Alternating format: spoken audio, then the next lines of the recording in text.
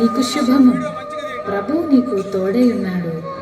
మరియా, భయపడకుము, నీవు దేవుని వలన కృప